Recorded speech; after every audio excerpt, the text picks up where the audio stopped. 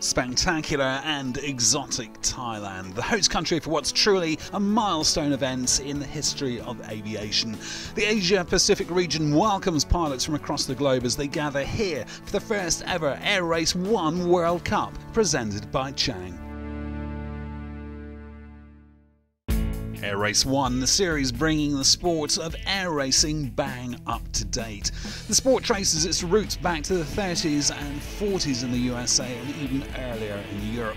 And now it's back to thrill the crowds in what's planned as a full international series for the future. A very competitive and technically advanced form of pure motorsport demanding the highest level of skill, both in the cockpit and in the hangar. All aircraft built to a specific set of Formula One class criteria, though many new innovations can be incorporated.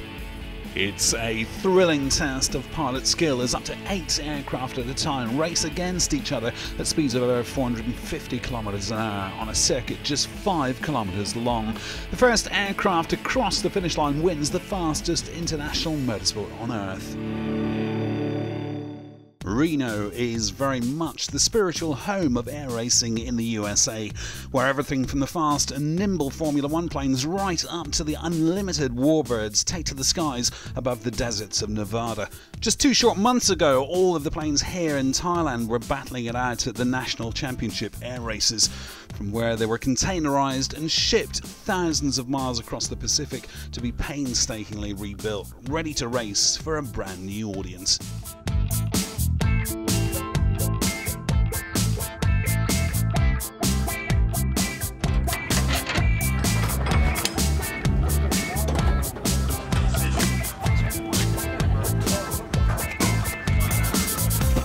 So the migration of this particular flight managed expertly by the crew at Sports and Events Logistics, bringing Formula One air racing to a brand new audience in Asia, one the pilots are particularly pleased to entertain. It's really nice to get a little recognition because, you know, at Reno we're kind of the little guys and here we're the main event. So it's been not only personal recognition, it's been for the whole group, you know, as a whole. We're getting, I mean, it's worldwide now. It's truly international.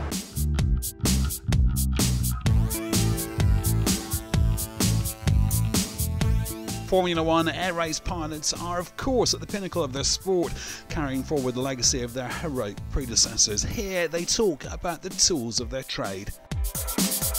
Formula One started back in the late 40s, 50s. And the reason it's called formula is there is a formula behind our engines, our wingspan, and minimum weights of the airplane. The engine we can massage a little bit, but cylinders can only take a very minimum volume, so that way you can't run high compression pistons. We have to have a minimum 66 square feet of wing area. The aircraft has to weigh a minimum of 550 pounds. Pilot weight has to be a minimum 150 pounds.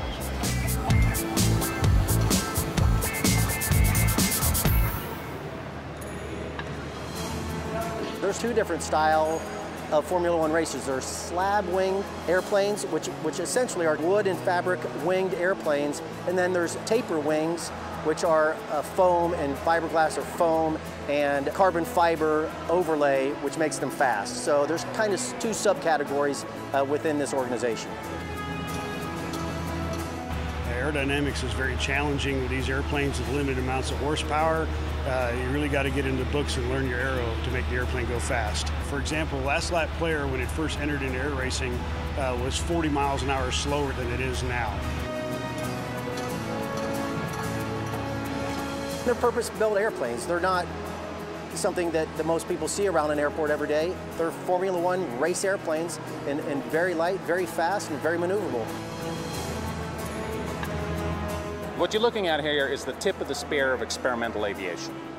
You know, we are R&Ding all the time to make the airplane better, faster, more efficient, and so on. Be it better cooling and all the ergonomics of the aircraft.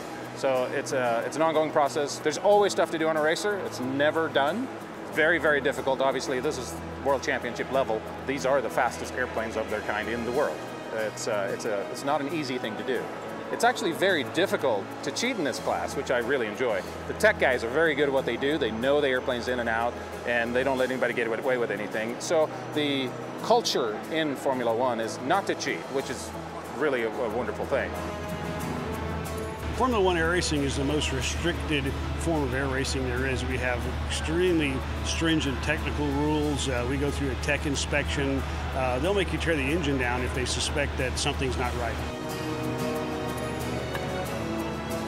And there's ways to get a lot of speed out of these airplanes without spending a lot of money. And so it's just all about the learning. The learning is what I love about it. The way I'll put it is, how much juice can you squeeze out of an orange? There's always a little bit more that you can get somewhere. You know, we have a set of rules, we have a box we have to stay in. And the fun part is finding exactly how close to the edge of that box you can take it and still stay in the rules. So there's all sorts of tricks. There's limitations, there's rules, but there's also tricks and some outside the box thinking.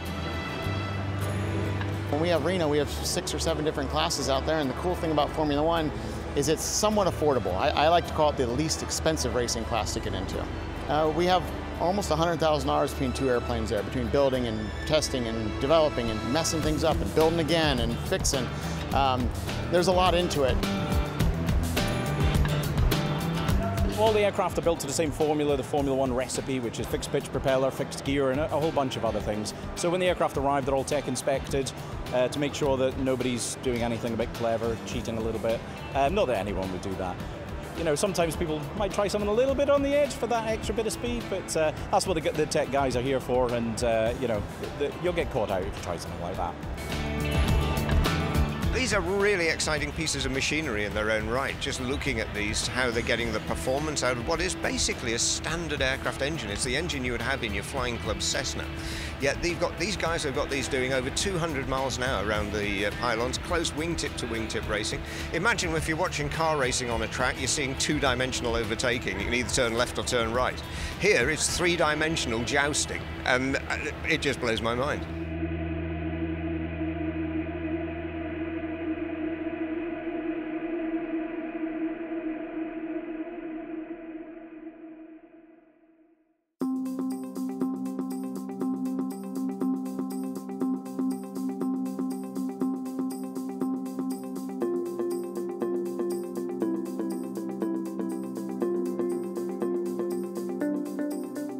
As we've seen, it takes no small effort on the part of the pilots, the mechanics and the sports and events logistics crew to get the event here in Thailand up and running. But without the right venue, it's never going to take off. It needs hangar space, it needs airspace, it needs somewhere willing to welcome thousands of spectators with open arms. Utapao Airport, southeast of Bangkok, was the location of the first pylon air race in the history of Asia Pacific last year. Now the world's attention focuses on this Royal Thai Naval Air Base and International Airport for this historic event. Air Race 1 CEO Jeff Zeltman explains how welcome the sport has been made. When I first visited Utapao Airport and talked to our partners in Thailand, it didn't take but 12 seconds for me to figure out this is the place we've got to do it. They've got the facilities, world-class facilities, they've got the people, the team. Everything is really just perfect for us to host a race like this. And this is a challenging race. I mean, it's a very unique motorsport. 8 airplanes racing together. This is unique. It's the first time in all of Asia, the whole Asia Pacific region, that we've ever had a race like this. So for Thailand to jump in there and say, we want to host it, let's do this. You know, I came in, you know, just cautiously, and absolutely from that day forward, everything has just been perfect. And I really need to compliment the Thai people for welcoming us and for being able to adapt to a new sport. And they're really good at that. And actually, sport has become a part of the strategy of tourism for the Ministry of Tourism and Sport and for Thailand to develop and attract visitors to Thailand. So the way they've also integrated our event into their strategy and to launch their 2018 Year of Tourism in Thailand has really been fantastic. And we are absolutely touched and delighted and thrilled and honored that we can be part of the Thai calendar. They have rolled out the red carpet for us here in Thailand. The Deputy Prime Minister was here, the King was here to visit, and this event has actually been signed off and been through all the system of the government at the highest levels. They've all approved it, the Parliament, and everybody's involved. And we couldn't be more grateful to every aspect of Thailand. And of course, it's the Sports Authority of Thailand, which is our direct partner, and they're really trying to develop sport and tourism through these events. And they've just really made a fantastic welcome for us.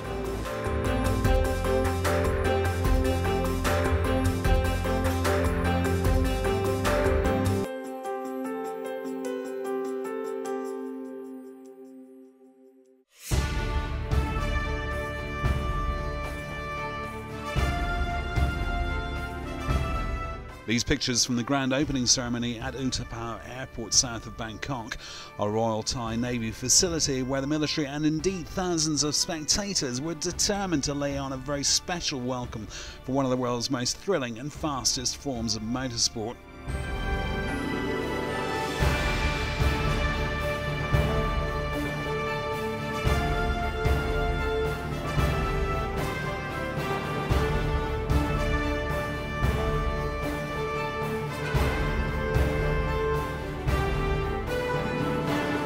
The ceremony over, no less than Thailand's Deputy Prime Minister was keen to take a closer look at the planes and get the inside story from the pilots and ground crew.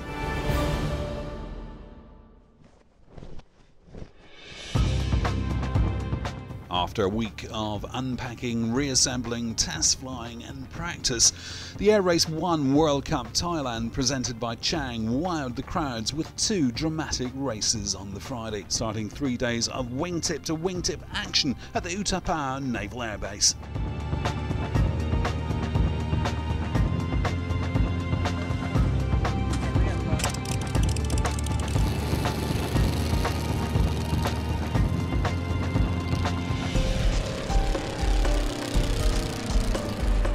The first of the heats, the silver race, was dominated by number 15, last lap player, flown by Texan Richard Zada, whose modified Cassette Racer lapped the entire field except number 9, Atlaw, flown to second place by Scott Holmes from Edmonton, Canada.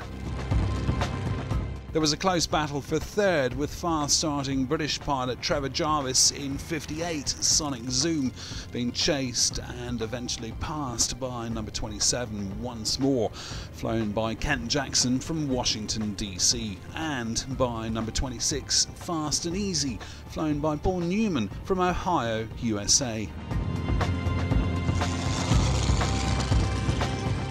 The final finisher was Steve Tumlin in number 52, Feisty, after Des Hart from Scotland in number 81, Sleeper, was forced to retire with an overheating engine.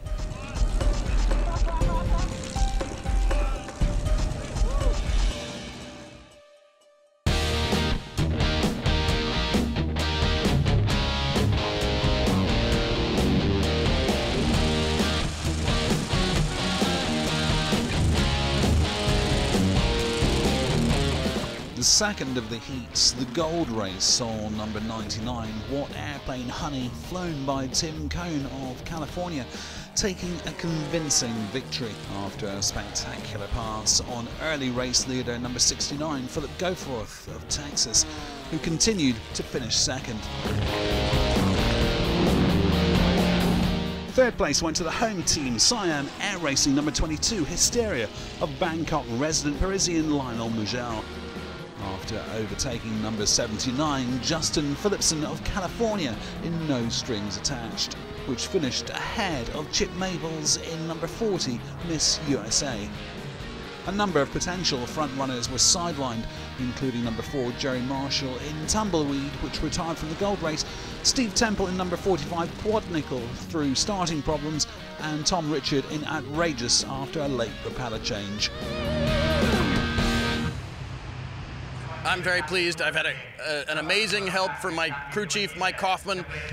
We built the airplane in 58 days from kind of a total wreck, and brought it back up to Reno, and here we are. I just want to keep doing what I do and not change anything. We haven't had the cowl off for anything other than an oil change, so pretty excited. So Tim Cone emerging very much the front runner, but a strong performance also from Richard Sada in the silver category could see him promoted to gold. Thailand's Minister for Tourism, another VIP visitor taking a close interest here at the Air Race 1 World Cup presented by Chang.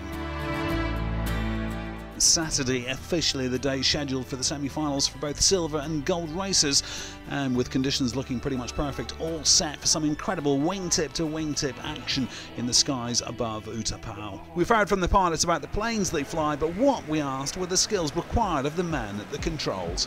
It's a sprint at the beginning, and then by lap 5, it's an endurance run to see if you can maintain the temperatures and the parameters of that engine. And it's absolute paramount to try to maintain those temperatures. We call these tail draggers because they've got the tail wheel at the back end. They're a little bit different to the average Cessna. You'll hear the guys, Americans, say they're a little bit squirrely, and they are. They're a little bit squirrely. We don't care about what's behind us. We only care what's in front of us. Our 180-degree vision is all that matters. The guy behind, let's say it's me, I'm responsible for a safe pass, and I cannot tuck in front of him until I know that he sees me. There is no blocking in our sport.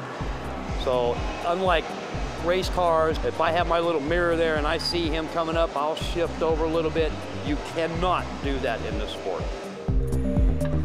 In formation flying, there's a maneuver called an echelon position, and it's off the 45 position on the guy's wing, so you maintain that position throughout the turn. So some guys can do it, some guys can't. Being a formation trained guy, I can usually roll echelon, but what we like to say, it's an uncooperative formation. So he's gonna, your lead is essentially rolling and you roll with him. So the trick is to try to stay on his wing and in the echelon position so you're not bleeding that energy in the turn, because you can't do it all in a straight, so you gotta be able to manage your turns too. You know, we are wingtip to wingtip. Every race is totally dynamic. You're flying the same course, but every time it's different because all the other guys are doing different things. You, of course, have to watch out for the guy in front of his wake turbulence. That's one of the biggest risks for us, is when you're cranked over in the turn, pulling 3.5 Gs, and you hit someone else's wake, it can flip you right over. You have to be ready for that. So yeah, it's a pretty demanding sport. It might look like we're flying around in circles, but there's a heck of a lot going on. In auto racing, you got drafting. That doesn't work too well here because now you're in the wake turbulence or the turbulent air, and you're really controlling the airplane, fighting it to keep it control, and now you're slowing the airplane down. So you want to try to find the smooth air on the outside of them or away from them. You got to be very, very smooth, and you got to be a good formation pilot. One of the things you will see with the less experienced guys is they try to think on a level playing field, like car racing, where they roll over next to each other and try to take it. Well, that outside course is so much wider that it takes a massive speed difference to make that happen. Where you have to be is wingtip to wingtip up here, because then the distance isn't so great. So this is the tricky part. This is where you need to be, rubbing wingtips almost, in order to overtake. So when you push onto the straightaway, you can have that extra smash because of the altitude you have on. Yeah, so we do something called stacking. So in the corners, this is three-dimensional racing. It's not 2D like in cars. So we can climb in the corners to stay behind somebody. And then when we roll out in the straights, we can convert that altitude to airspeed and get by them on the straightaways where it's much easier. If you don't know how to pass well, you're not going to pass. So you have to know how to time the pass to where you need to be, see what kind of closure rates you have, and coming out of the turn, usually translate altitude into some airspeed and get in front of the guy, because the airplanes are so well matched. If you're not flying a good line, you're not going to catch the guy. It's a physical beatdown. It's 7.5 minutes of a continuous isometric strain because I'm pulling enough G's on the corner due to the speed that I'm having to do that for 7 minutes in this heat. I'm losing 2 to 3 pounds in a 15-minute period. The heat is pretty brutal here, and the airplanes are set up normally when we race at Reno. They're set up to be racing at about 6,000 feet, and so we just took 6,000 feet off of that because the ocean's right there.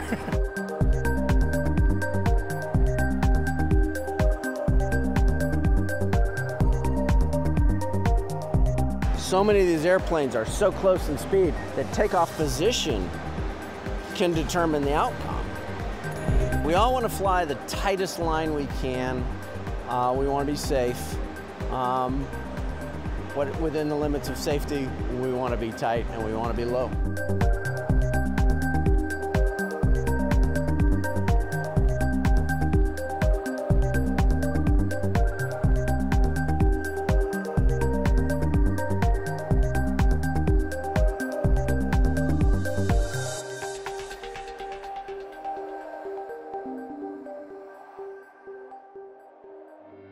Well, after a slight delay in proceedings thanks to a surprise visit by no less than His Highness the King of Thailand, Saturday's action got underway with two scintillating wingtip-to-wingtip races for the fast and furious Formula One aircraft.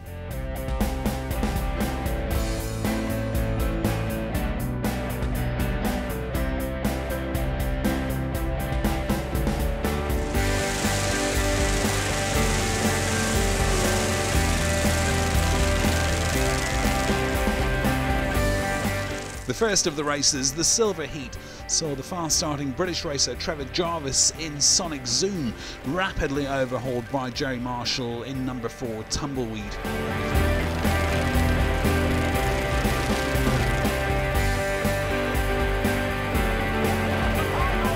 However, Marshall was in turn being hunted down by Tom Richard in number 12 Outrageous. The Florida-based Swede and 2015 Air Race 1 World Cup winner had arrived in Thailand as a race judge, only taking over the aircraft on the eve of the event, but pulled off a spectacular overtaking move on the 6th and final lap to snatch victory at an average speed of 217.89 miles an hour. Marshall hung on to second place, ensuring that he and Richard will move up to race in Sunday's gold semi-final.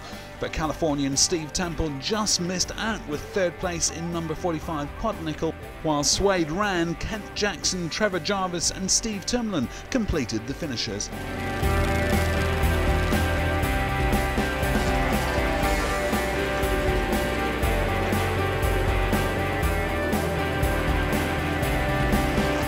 Scotland's Des Hart in 81 Sleeper was forced to pull out of the race with a continuation of his engine problems.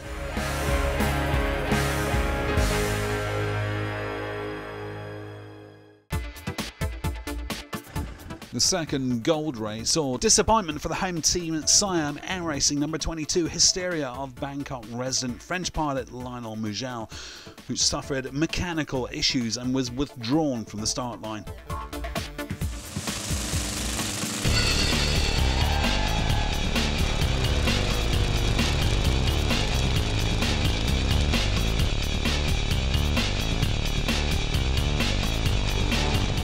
It was number 99, What Airplane Honey, flown by Tim Cohn of California, that took the checkered flag for the second time this weekend, ahead of early race leader number 69, Philip Goforth in Naughty Girl. The Texan was promoted to victory though, after it was judged that Cohn had cut inside a turn pylon. The resultant 12-second penalty dropped Cohn to third place, behind number 79 Justin Phillipson of California in No Strings Attached. The remaining gold race places were taken by Richard Zadar, Chip Maypoles, Paul Newman and Scott Holmes of Canada.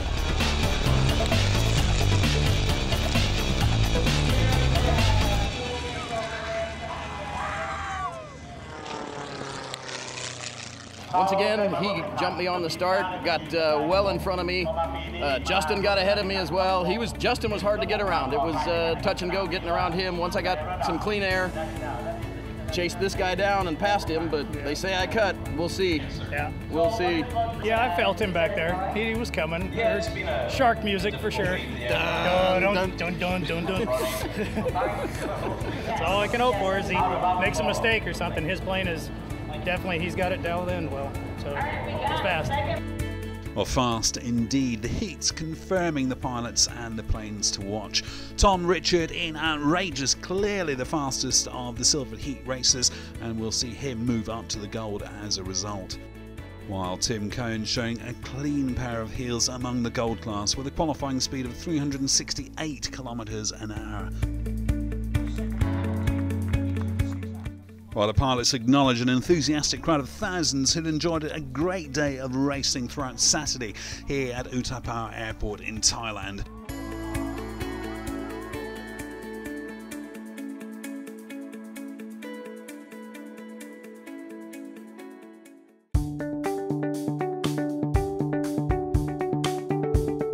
Sunday, the climax of an incredible 3 days of racing here at Utapao Airport, south of Bangkok.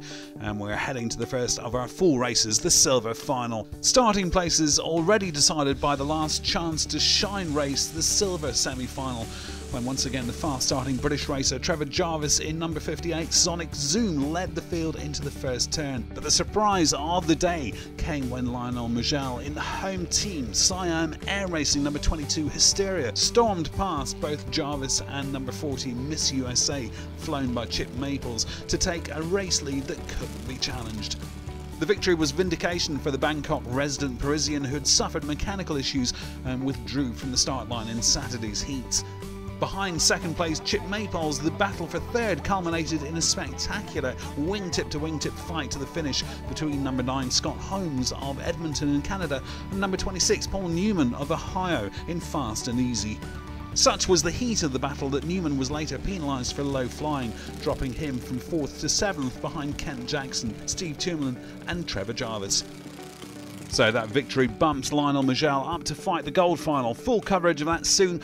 But first, we join our man on the tarmac, James Zanadakis, to look at the GPS tracking technology used to monitor the plane's performances.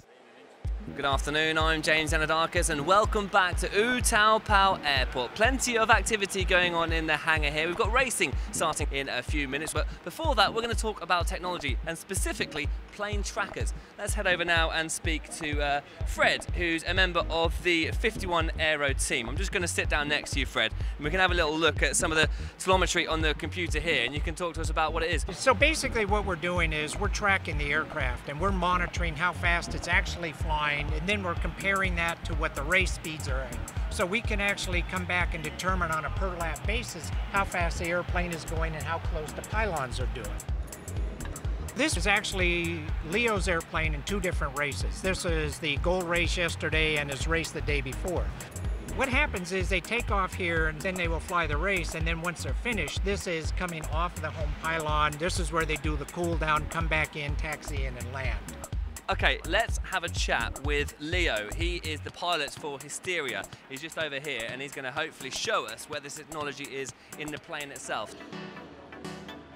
We don't have much space in this aeroplane, so the best for us is to have like the technology that the 51 Aero is providing us, very small sensors and equipment. That's probably the best we can do and achieve to get the data we want out of it. So just basically fairly simple, just a GPS receiver which you place out of any kind of interference that you may get. So I choose this spot, which is not disturbing me when I'm flying, and also optimizing the reception of the signal.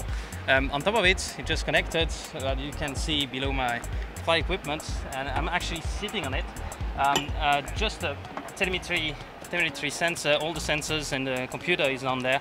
So fairly simple, record all data, and after the flight, the team of Fred is coming with a USB stick, just plug it in, get the data out, and as you saw, give us super good reading and nice feedback of any of our lines, which is great because it can in one way confirm what we feel and see and fly, but also help us to correct. It's just a fantastic tool that you can couple with engine monitoring system, and it's not anymore just the feeling of the pilot, it's also a very scientific, highly engineered approach of our way of flying, which is just what we want. Time now for the finals action to begin. The Silver Showdown first, as we hand back to our men on the spot, James Zanadakis and Steve Slater. So after nearly a week of build-up and heat, it is time now for the Air Race 1 World Cup Silver Final. The pilots and teams have travelled from the far corners of the globe for this one, the Air Race 1 World Cup here in Thailand, and it all comes down to this. Oh yes, this is where the trophies are won or lost. The red flag is up, the engines are running. That red flag means 30 seconds to the green flag and the race start, with 8 aircraft out on the start line.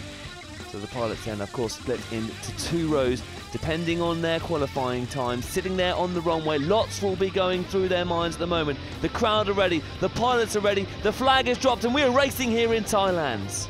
Well, this is now about who is going to be the fast starter off this big, big runway. Ken Jackson, once more, the man from Washington, D.C., USA. But it's the British pilot, Trevor Jarvis, who's making a very quick start. Number 40 there, that's Chip Maples from Florida. And there's the Flying Scotsman, Des Hart, who's had an engine failure in every race so far. Yeah, Des Hart has had wicked luck so far over the weekend. Hopefully his luck can change. We're back on board with Ken Jackson. A decent start as the pilots are jostling for position on this opening lap.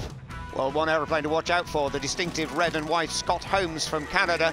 But already Miss USA, number 40, starting to set some pace at the front of the field. And now the green flag at the end of the opening lap. These are the timed race laps. Now we're officially going racing. The formation lap then is done. We are racing here in Thailand. A good start by Swade Ran. He is leading the pack at the moment. No surprises there. He's been super quick all weekend. He's definitely one to keep an eye on in these early parts of this final here in Thailand.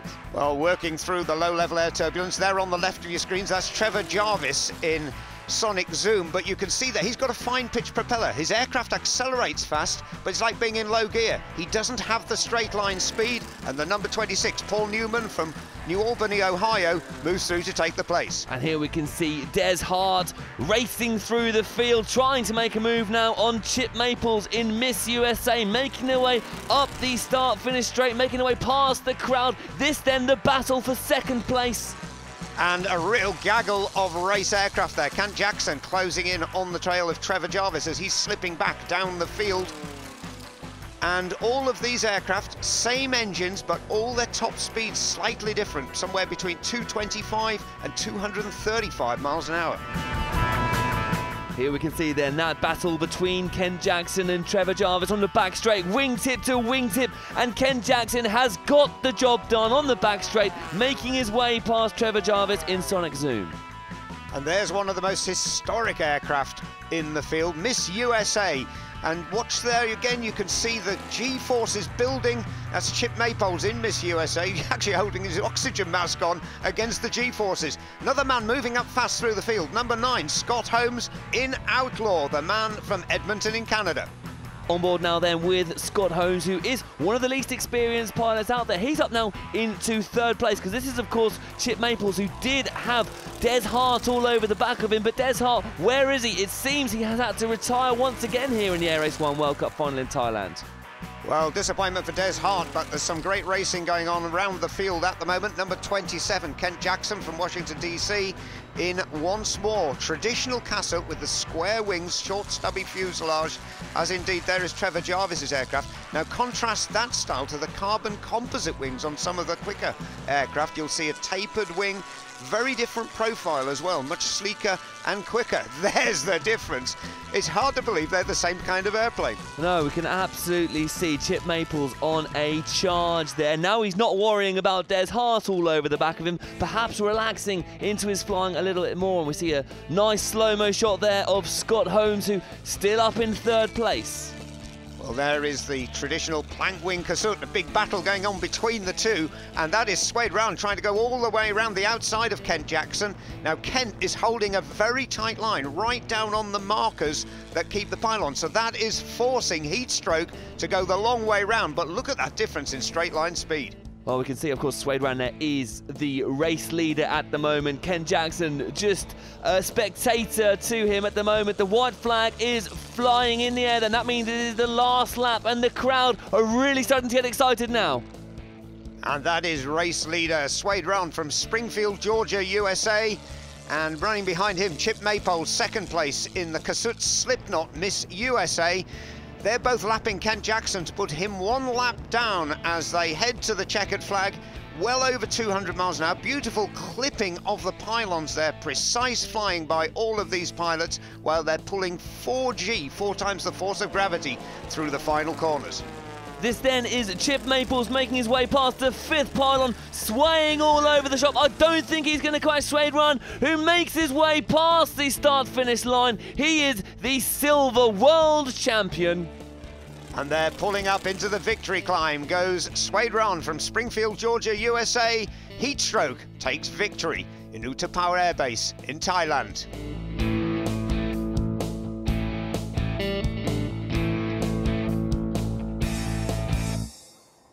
man, I'm feeling great. Feeling great. It was a good race, a lot of adrenaline pump. I'm still coming down. Airplane flew great, temps were great. Had a real clean race. Nobody cut any pylons, no low flying. Perfect day. So a tremendous result for Suede Ran, winner of the silver final. Second place, Chip Maypoles, also of the USA, and third, Scott Holmes of Canada. The focus shifting now, though, onto the fastest pilots in the fastest planes. The gold final, the climax of the Air Race 1 World Cup, presented by Chang. Well, Tim Cohn will take pole position after flying fastest in this morning's semi-final, which culminated in 2 spectacular battles. Tim Cohn in 99 Watt Airplane Honey stormed up the field, passing Justin Phillipson in 79 No Strings Attached for third, and then passed Philip Goforth in 69 Naughty Girl to take the checkered flag at an average speed of 227.192 miles per hour. There was an equally thrilling battle for fourth with Florida-based Swede and 2015 Air Race 1 World Cup winner Tom Richard in 12 Outrageous, recovering from a slow start to dice over the final 3 laps with New Mexico crop duster Jerry Marshall in number 4 Tumbleweed. 6th, 7th and 8th places were respectively taken by Steve Temple, Richard Zadar and Suede Ran. So Tim Cohn, the man to look out for as the time approaches for the gold final of the Air Race 1 World Cup presented by Chang.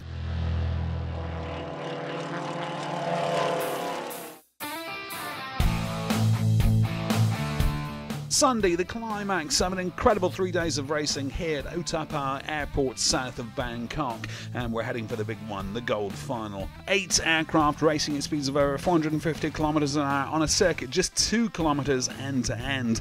The first aircraft to cross the finish line wins the fastest motorsport on earth, as we hand over to our commentators in Thailand, Steve Slater and James Zanidakis. Welcome back to the runway here in Thailand. It is time now for the Air Race 1 World Cup Gold Final. Every previous heat, all the hard work leading up to this moment, the final showdown. And as always, a final kiss goodbye from the race mechanics to their airplanes. This has been a pretty intense week of action for the pilots and for the crews who've been fine-tuning these aircraft to get more and more out of them with every single lap. And now we're at that final countdown. 8 laps ahead of the pilots, and the green flag is ready to drop to start the gold final for the Air Race 1 World Series, brought to you by Chang. Off they go then, and Steve Temple in plane 45 quad nickel off to a good start on the outside of the course as the teams look up anxiously from the ground. A packed grandstand as you'd expect here in Thailand for this Air Race 1 final. Well, there is Steve Temple taking the first of the pylons down at 50 feet, speed still building. And don't forget, it's all about your speed at the end of this opening lap. And some aircraft start the race faster than others. They've got coarser pitch propellers. Tom Richard in Outrageous, for example, he knows his aircraft accelerates slower, but has a faster straight line speed. He's going to be worth watching later in the race. So the formation lap is complete, and we are racing here at the gold final in Utapao Airport in Thailand. Leading the way at the moment then is Philip Goforth. A great start by him. Well, Philip Goforth there with the very distinct purple-blue aircraft, but catching him now steadily is number 99, Watt Airplane Honey. Tim Cohn from California. There you can see the 2 aircraft ahead of him as they pull down onto that start-finish runway. And that aircraft is moving up fast on the race leaders. Tim Cohn then has been consistently quicker than everybody else so far over the week, all through the various heats, and he's coming up the outside now of Justin Phillipson. This battle for second place really hotting up here, wingtip to wingtip racing. And that really is good racing by both of these pilots. Justin Phillipson there in the shoestring racer, painted green and yellow, holding the tighter line, forcing Tim Cohn to go the long way around the outside, but it's straight line speed for the 99 aircraft, takes it through. He'll be able to claim the line now through the next set of pylons, and that probably now means he is up into that second place and chasing for the race lead. Great racing then by both pilots. Tim Cohn will now, of course, be chasing down Philip Goforth in Flyboys Air Racing. He's leading the race at the moment, but he has Tim Cohn all over the back of him. Tim Cohn then closing in on the race lead. And it's Texas versus California. Tim Cohn What Airplane Honey closing in on the tail of Philip Goforth, Naughty Girl. Now, Philip Goforth is a Texas rancher. He actually has an air race course built out on his ranch so he can practice the perfect racing line round the bollards. And you can see there for a second the differences in speed. Tim Cohn a couple of miles an hour faster, and it's so close, this battle between the two of them, just meters between the two planes. Tim Cohn then going up high. Can he get it done on this back straight? I don't think he can. He's got the straight line speed, but holding that tighter line, Philip Goforth is making it incredibly difficult for him to find a way through. And what a treat for the crowd here as this battle right in front of them as we head past the start-finish straight.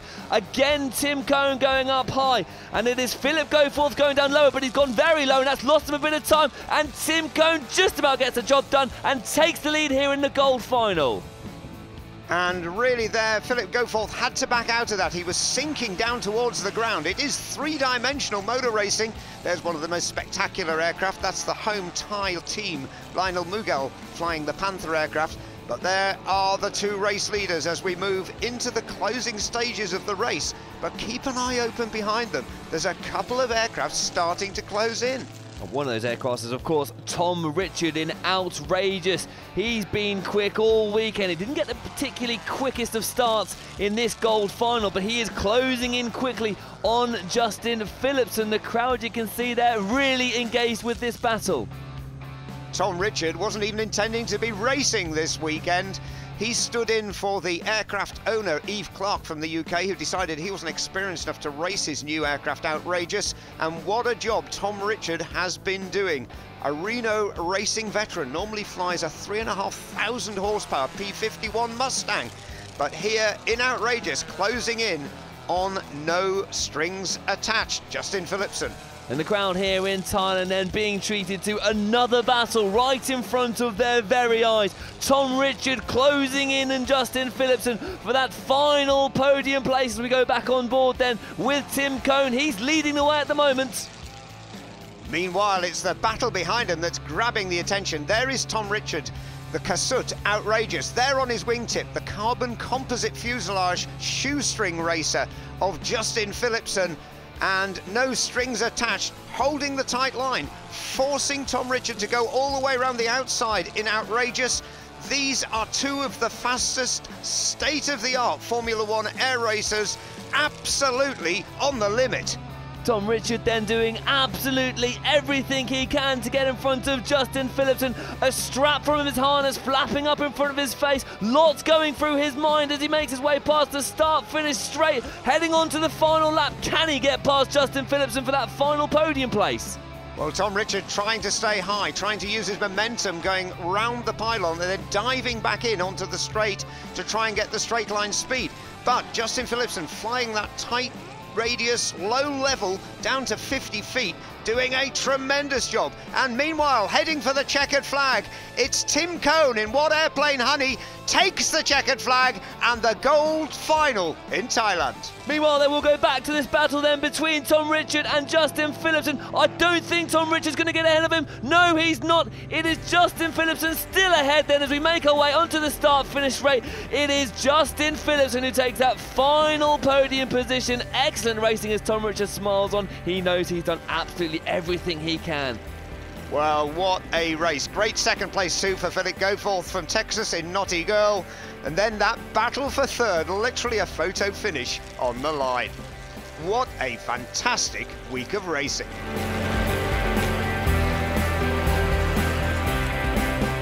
Unbelievably happy. In love with Thailand, in love with the guys that I race with. Some of the best pilots in the world do this. You stop and think about it, there's more astronauts than there are Formula One pilots. So to have managed to get on top today, it tops off an amazing summer and an amazing year, and I can't wait to come back and defend my title next year.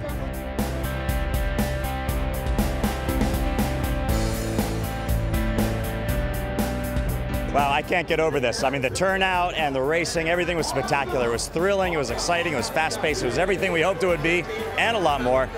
The audience, the response from everyone in the crowd was just, I mean, they're overwhelmed, I'm overwhelmed, the pilots are overwhelmed. You know, we're going to come back. This is the biggest and best air race we've ever had. This is in the history of all air racing. We believe this was the greatest moment, so we couldn't be happier. We knew we were going to get good racing and competitive racing because all the best pilots were here. 16 of the best pilots in the world.